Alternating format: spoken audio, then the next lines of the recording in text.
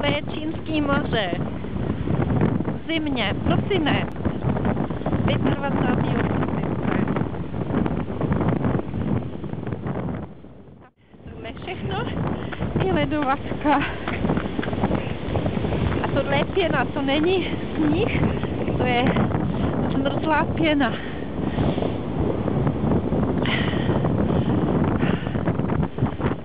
Je moc zima. Vypadáš jak polárník. Polární výprava. Ježiš, to klouže. Klouže na pláži, to klouže. Nevydržíme, strašná zima. Myslím, že asi -7 stupňů u moře.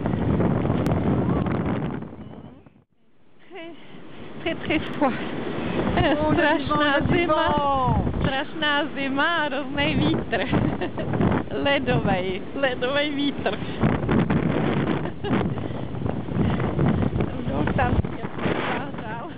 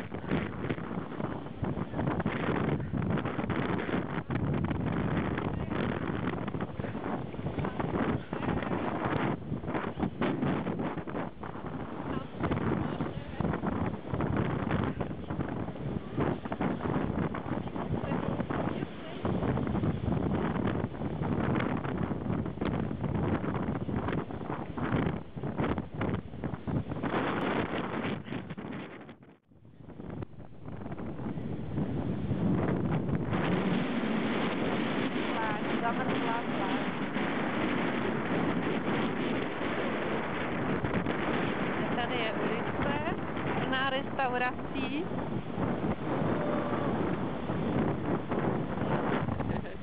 A tady je ta naše, tady půjdeme.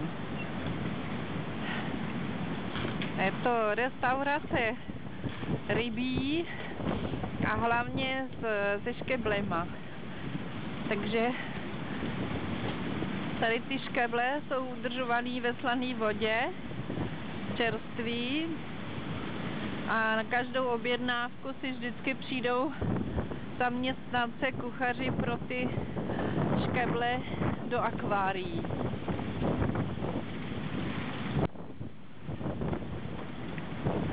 Takhle to vypadá.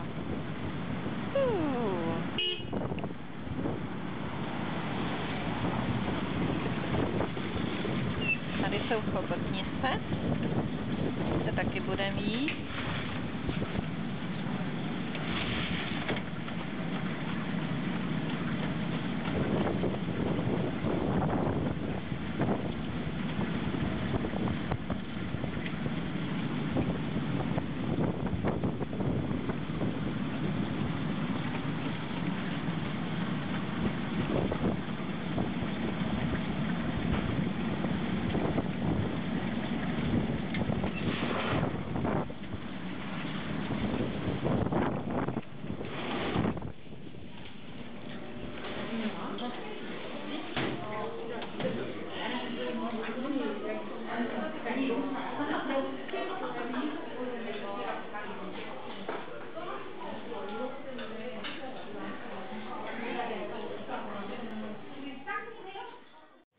Tak, tady si objednáme.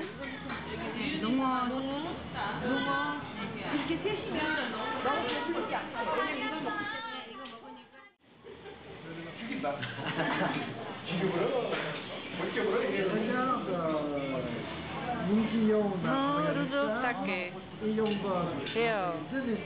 Všichni mu posílají zprávy a přejou mu šťastný Vánoce a on musí na všechno odpovědět, takže místo toho, abychom si povídali v restauraci, tak bude posílat zprávy a odpovídat. Jo, tak jsem mohla zůstat doma.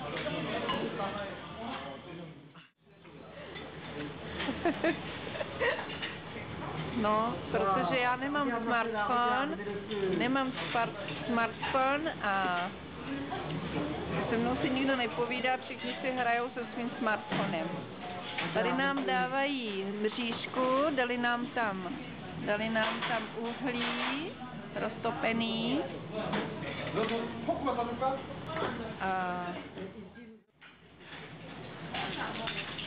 No, tohle jsou larvy borce morušovýho.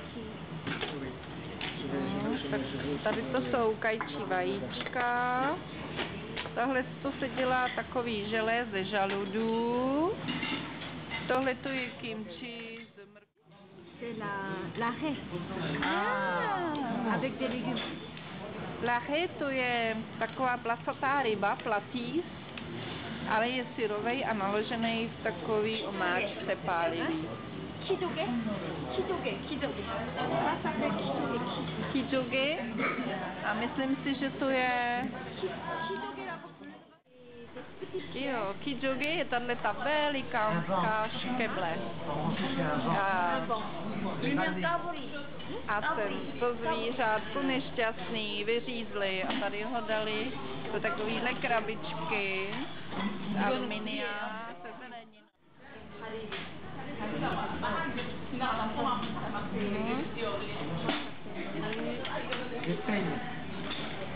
Ou des coquilles Saint-Jacques. Jo. Všechny možný druhy škeblí dostaneme tady, ty se budou opékat, jsou živí a umřou chudáci na otevřeném ohni.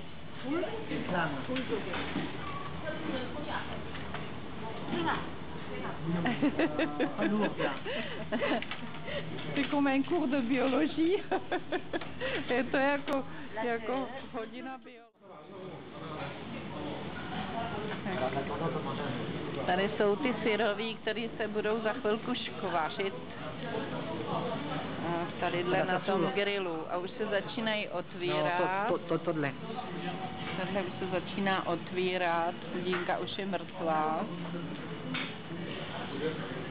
A tohle jsou všechno ty přílohy.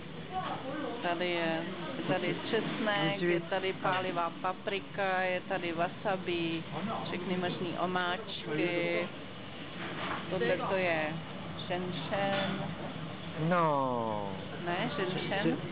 C'est pas ginseng. Zázvor. Zázvor. Syrový zázvor, naložený.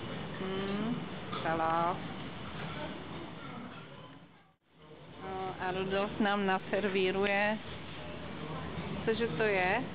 Rýžové víno. Sansechong. Sansechong.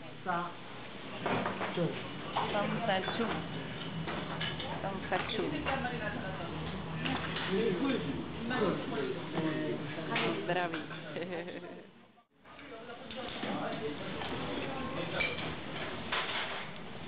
A tohle to jsou chobotnice a byli zaživa, jim uřezali ty chapadla a ty mají ještě ty přísavky, takže se to chapadlo musí pořádně rozkousat, protože jinak by se přichytilo k krku tou přísavkou a člověk by se mohl udusit, takže je to takový dobrodružství tohleto jí. A je vidět, že se ještě hejbou. To říká Rudolf.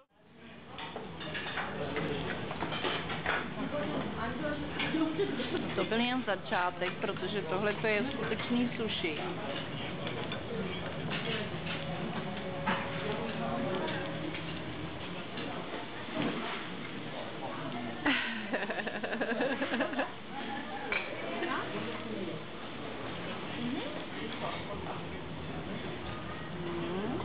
Namočí se do omáčky a takhle se jedí sushi, to jsou syrové ryby. C'est quoi comme poisson ça? Non. Qu'est-ce que c'est en français? Non, je korejský.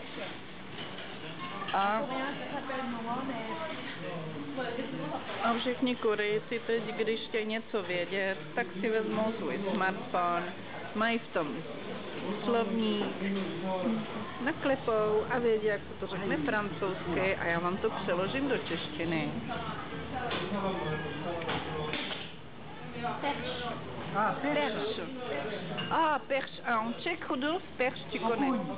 Comment? Okoun. Okoun. Okoun morský. Mořský okoun. Tak tohle je Mořský mořský okoun. okoun syrový. Právě ulovený, nakrájený na plátky.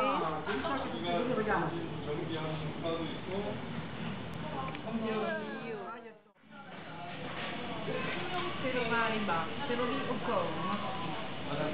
Namočíte do sojové omáčky, dál to do lístku hlávkového zde a hlávkového salátu. Pěkně se zabalí a hop.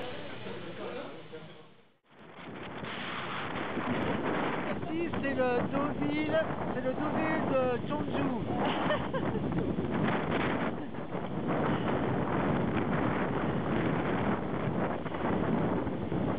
To je krása. Páni, to je krása, to jsem plný.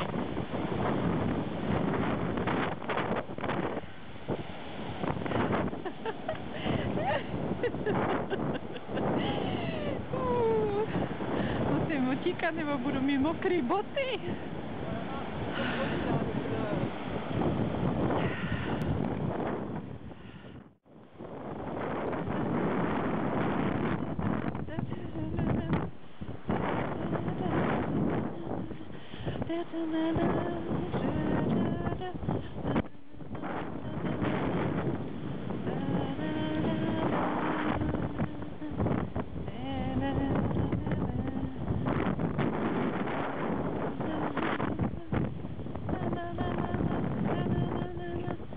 Bye.